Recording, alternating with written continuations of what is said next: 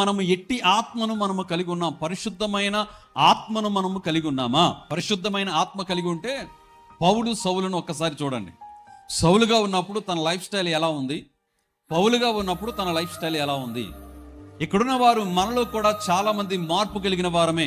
ఒకవేళ నీటి బాప్తిజం అనుభవానికి ముందు నీ జీవితం ఎలా ఉంది, నీటి బాప్తిజం అయిన తర్వాత నీ జీవితం ఎలా ఉంది, లేకపోతే నీ పాత పేరు ఉన్నప్పుడు నీ జీవితం ఎలా ఉంది, కొత్త పేరు ధరించుకున్న తర్వాత నీ జీవితం ఎలా ఉంది, ప్రభువులోనికి రాకముందు నీ జీవితం ఎలా ఉంది, ప్రభువులోనికి వచ్చిన తర్వాత నీ జీవితం ఎలా ఉంది?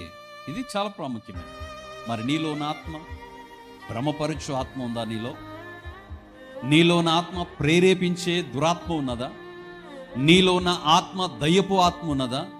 నీలో ఉన్న ఆత్మ పగ తీర్చుకునే ఆత్మ ఉన్నదా?